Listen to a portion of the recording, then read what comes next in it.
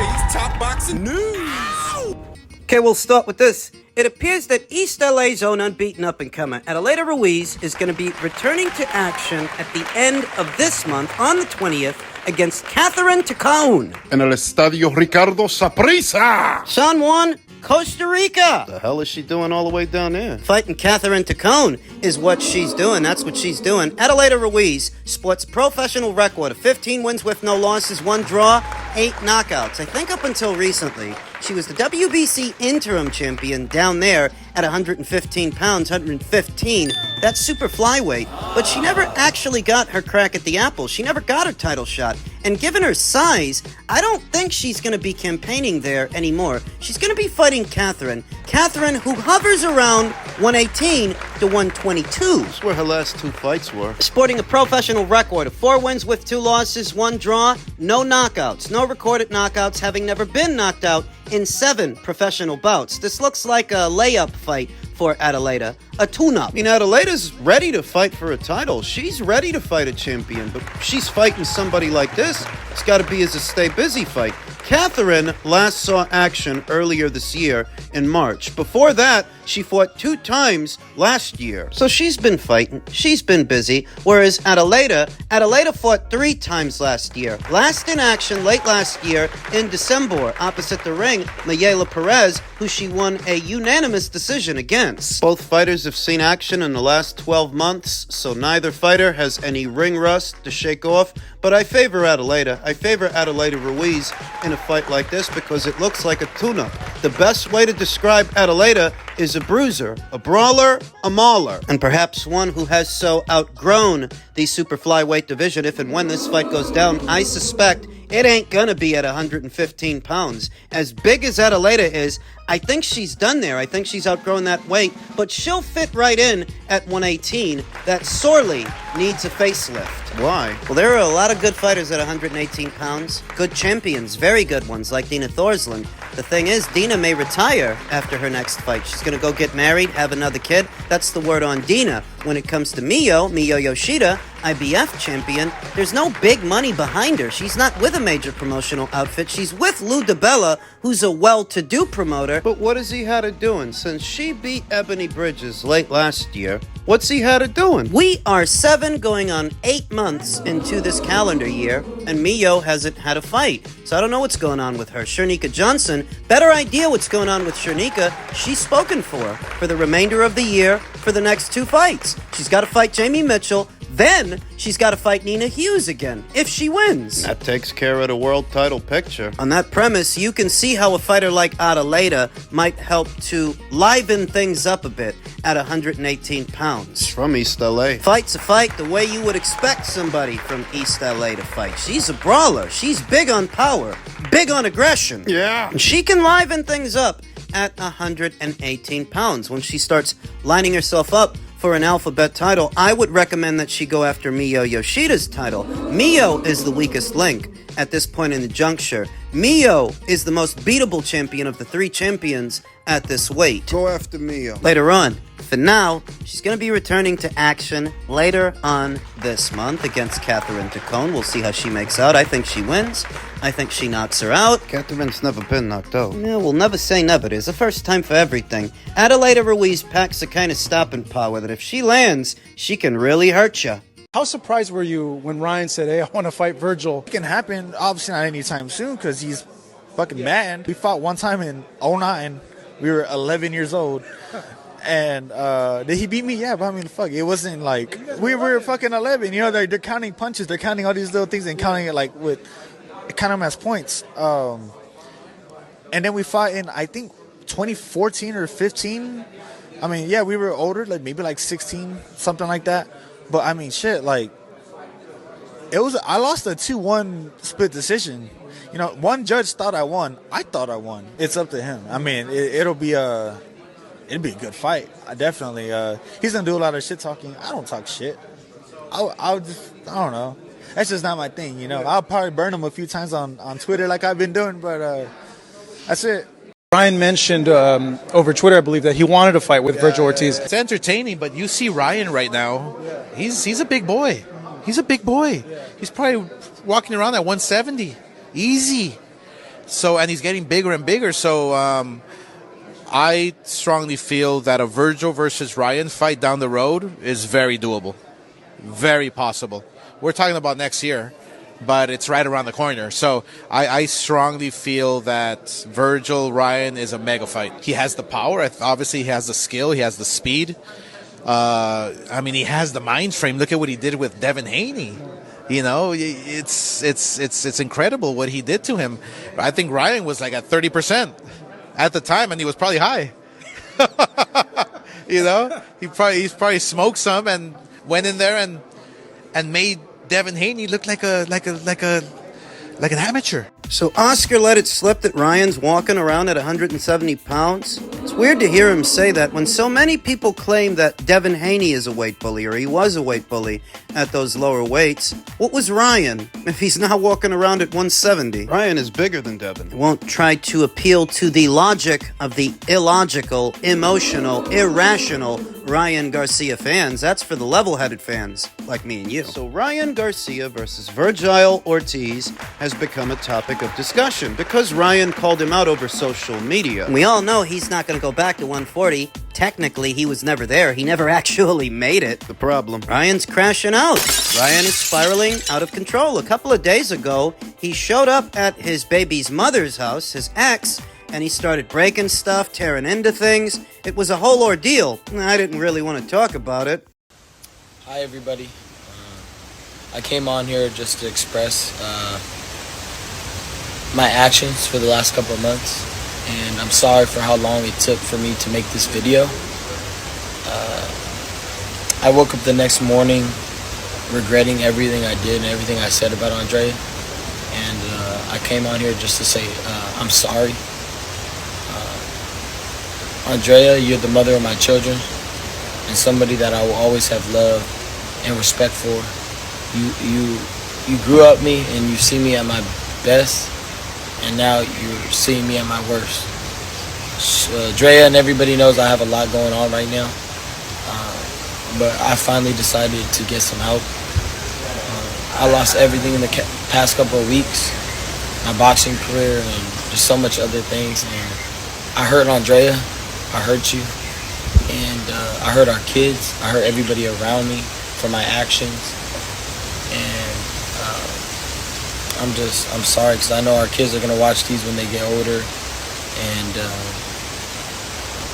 I'm so sorry. I mean, I lost everything, you know. I lost the one thing I ever loved, and I knew, and who knew me the most. Andrea knows me the most, and I'm sorry, Andrea. I feel bad. I retract all my statements about her. She never stole money from me. She never did anything wrong by me. She never cheated on me. We weren't together, so right there, she's not a cheater. She's a great woman. But, you know, saying that, I finally decided to get some help. I'm going to rehab, and in the next couple of months, you're going to see a change. You're going to see a change. I got to handle some things, but after that, yeah, I'm going to check myself into rehab and get better, and hopefully I can return to boxing and co-parenting with the two of the most important people in my life, you know, Drea, Henry, and Bella. I love you guys so much. Again, Andrea, I'm so sorry from the bottom of my heart. I love you. I love you so much, and can't wait to see you again. Virgil beats the hell out of this guy. Yeah. I don't want to hear it. He beats the shit out of him. The piss. Ryan is doing with the time off what I said he would do with the time off. Spiraling out of control, drinking and going crazy. He's not going to spend it in the gym grafting and getting ready for his inexorable return. He's not going to stay focused. He wasn't focused before he got suspended. He's not going to be focused after. I think he's regressing, is what I think. I think he's been regressing since the Luke Campbell fight. The best version of Ryan Garcia that I ever saw was the version of him that fought Luke Campbell many, many years ago. Since then, That was when he was still with Eddie Reynoso. and before he became a Melrose Place character, what we see today, that was many years ago. You don't think he looked good with Devin? I think he deliberately blew the weight and used Osterin for a competitive edge with Devin. That's what I think. That's what I've always thought. And that's how he looked. like a guy who blew the weight so he wouldn't have to kill himself making it, like the other guy, and like a guy who all of a sudden he can punch through walls. Maybe you could play those games with Devin. You won't have that luck with Virgil. Because one thing I will say is, Devin underestimated Ryan. Now, because of what happened to Devin, Virgil won't make that mistake. Ryan's got no shot.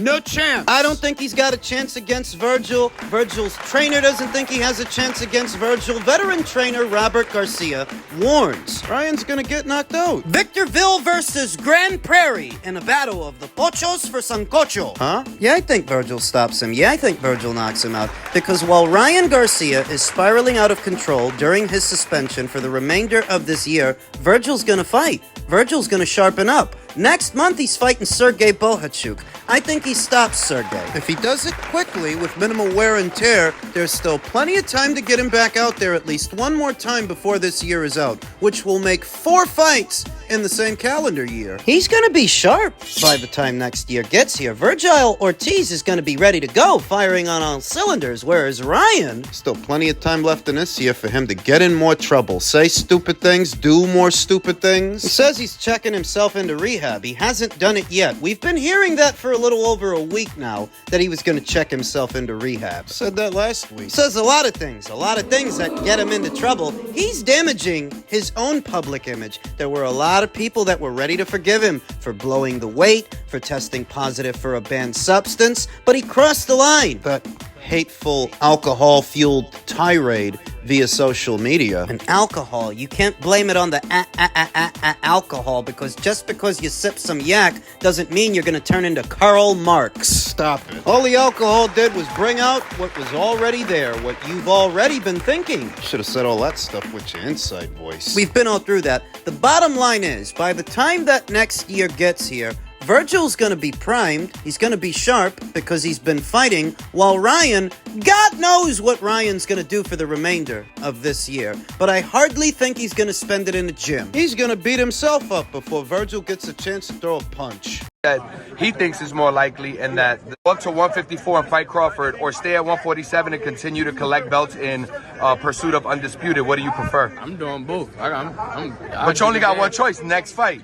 Next fight? If you had to choose between moving up 154 fighting Crawford, or you want to stay at 147 and get the other belts, what would you prefer? I'm gonna collect the belts and undisputed at 47, and then go to 54. So that's your preference. That's my goal. I'm already here. I got one belt already. It's time to collect the rest of them. You know, then 54 right behind it. You know, hopefully, you know, we bang these fights right out. You know, and I'll be 54. You know, about maybe summertime next year. You know, or in the summertime. There you have it. Left to his own devices, if he had a choice between moving up now to continue pursuing Crawford, as if he was ever pursuing him, or staying where he is and unifying the welterweight division, Boots would stay at welterweight. He doesn't plan on moving up until next summer, roughly a year. And who knows if Terrence Crawford will still even be there in a year's time. The point being, I don't even think it's a bad plan. Staying at welterweight, seeing if you can unify that division while simultaneously reinvigorating the Philly boxing scene. That Philly hasn't been getting big-time fights in a long while. If he can stimulate that market, it's not a bad strategy. It's a good idea to amass that grassroots following. But as far as the narrative that so many people got behind and so many people propagated, it's dead. Jaron Ennis isn't after Terrence Crawford at this point, and if you're asking me, I don't think he was ever really after him. You guys just pretended that he was to shield Errol Spence Jr. Underneath it all, you never really wanted Errol to have that fight with Terrence. You were afraid of